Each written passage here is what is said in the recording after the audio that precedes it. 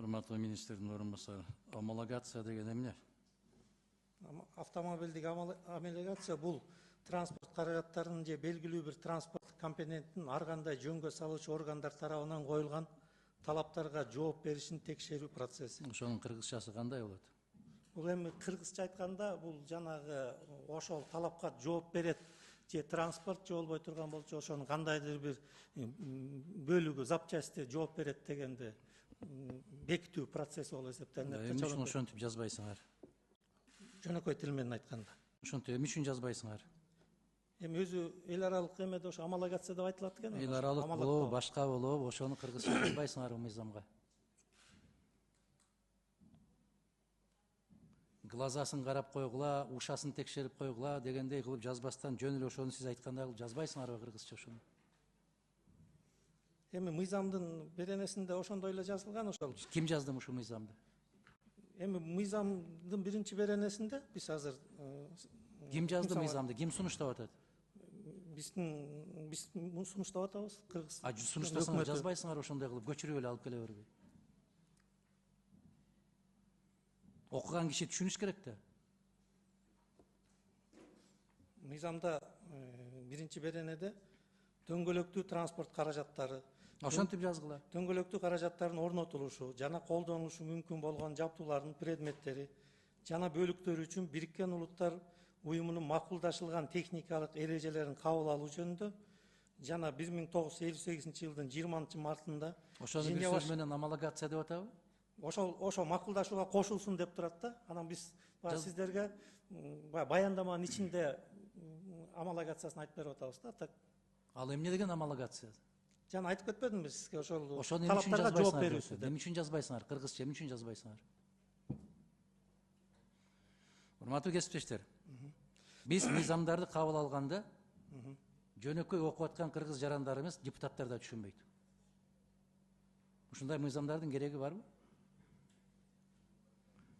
Биз муну көптөн бери айтып келебиз, бирок Россия кече өзүңүздөр көрдүңүздөр, сырттан келген сөздөрдү колдонбоо жөнүндө Путин тарабынан чечим чыгып, ушундай чара колдонуп атат. Биз да ошого барышыбыз керекпи? Жазбайсыңар, мына өткөндө эле биздин кесиптештер айтты. Ошо Индия менен инвестиция. Кыргызчасы башка, орусчасы башка, англисчеси башка. Кайсынысы иштейт?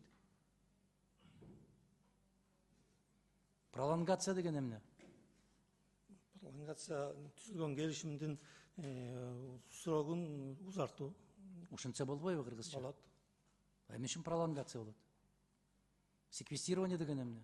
Секвестирование деген бөлүнгөн акчанын каражатын кыскартуу. Баракелди. Бар го бир эле кыргыздын тили менен кыскартуу, узартуу. Аны жөн эле болбой эле секвестировать этип койдук. Же канчалык түшүнүксүз сүйлөсөк ошончолук акылдуу болуп көрүнөбүз деген позиция. Бул болбойт андай. Амалогация. Муну биринчи окууга алып келип атасыздар. Ошонун редакциялык тарабын сөзсүз түрдө кайра карап чыгышыңыздар керек. Бул бир суроо. Экинчиден, эл аралык техникалык регламентти мындай коелу. Мисалы, Нарында болобу, Баткенде болобу, Ошто болобу, машинага газ орнотом деген болсо, эмне үчүн аларды Бишкекке келип каттоодон өткөртүп атасыңар? Эмне үчүн жеринде, Нарында, Баткенде, Ошто, эмне үчүн уруксат бербейсиңер? Бул боюнча мендеги маалыматты эле айтып коеюн. Бул эми башка органдар бул иш менен алектенет.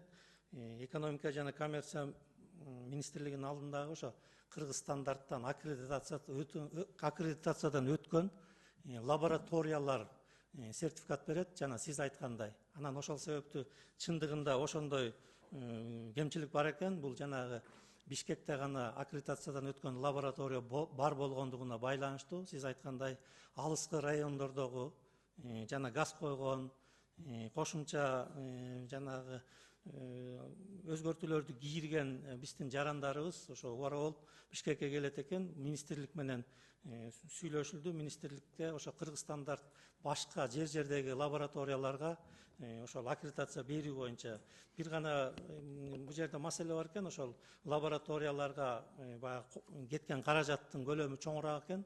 Ошол себептүү жанагы алыскы райондордо жеке лабораториялар ачкысы келбеген, ошо каражат маселеси экен. Бирок бул боюнча экономика жана коммерция министрлиги менен сүйлөшкөнбүз, алар ошо Бул ачат буюрса. бул урматтуу министрдин орун басары, экономикалык маселе эмес. Бул коопсуздук маселеси. Бул бир жагы. Экинчи жагы, ошол 40 литрлик газ орнотом деп Акталаадан ушу Бишкекке келиш керек. Ушул жерге келип саргарып туруш керек. Сүлүктүдөн келиш керек, ушул жерге саргарып туруш керек. 1200 чакырым жүрүп келиш керек. Бул деген азаптын азабы эмеспи? Болгондо дагы биз экологиялык тармакка өтөбүз деп атабыз. Анда ошондой шарттарды түзүшүбүз керек да. Эми үчүн бүт баарын алып келип Бишкекке тыгып алгансыңар? Ансыз деле тыгындан башка маселе жок биздин Бишкекте. Эми үчүн ар бир областка ошончо мүмкүнчүлүк бербейсиңер? Мына техникалык регламент деп эл аралык регламентке өзгөртүү киргизип атасыңар өзүңөрчө. А Кыргызстан өзүнүн колунан келе турган нерсени эмне үчүн жасабайбыз? Сизде маалымат барбы? Канча машина соңку мына жылдын башынан бери, азыр 4-ай кетип баратат. Канча машина газ орнотту? Бул боюнча бизде маалымат жок, анткени себеби бул жана сизге айтып кеткендей, бул жанагы экономика жана коммерция министринин алдында Кыргыз стандарттын Мына ошону бизнес кылып алгансыңар. лабораториясы. Мына көрдүңүзбү? Түздөн түз сизди министрлик билбейт, а муну ошо коммерция министри билет. Себеби бул коммерция. Бул чайкоочулук. Бул ушул жерге алып келмей, акчаны ушул жерде калтырмай, бүтүндөй жарандарды кыйнап ушул жака кыйнап алып келмей. Себеп жеринде кармаган болсо, сенде сертификат жок экен деп ошолорго айып пул салуу. Анан казнаны толтуруп атабыз дейсиңер. Бул боюнча жерлерде ачылган атат. Качан? Качан Кимсанбаевич. Качан? Эми жанагы лабораторияларды ачабыз деп айтты, анан мен тактап туруп сизге кагаз түрүндө Ким берейин. ачат аны? Ошол Кыргыз стандарттын аккредитациядан өткөн жеке ишкерлер лаборатория ачышат. Качан? Эми мен айтып атпаймынбы, сиздерге мен экономика министри менен тактап туруп кат түрүндө берейин. Бул сизге тиешелүү маселе, экономика министринин эч тиешеси жок. Бул Анткени унаа маселеси болуп атат. Унаа маселеси, бирок жанагы сиз айткандай ошол жана газ коюу, башка кошумча каражаттарды коюу биринчиден ошол аккредитациядан өткөн диагностикалык борборлор сертификат берет. Ошонун негизинде МВД, Ички иштер министрлиги анын техникалык талонуна печать басып туруп өзгөртүү кийрет да. Ошол себептүү бул негизинен ошол эки министрликке тиешелүү, бирок мен кайрылып туруп тактап туруп сизге жооп берейин. Рахмат. Сиз кече Ошко жаңы барган жетекчинин агасы же иниси эмессизби? Жок. Я. Жок. Аябай окшош экенсиңер. Сүйлөгөнүңөр дагы. Биз кантип ишенсек болот? Мына ошол редакциялык жагын карап, анан жанакы коюп аткан маселелерди так жообун качан алсак болот биз?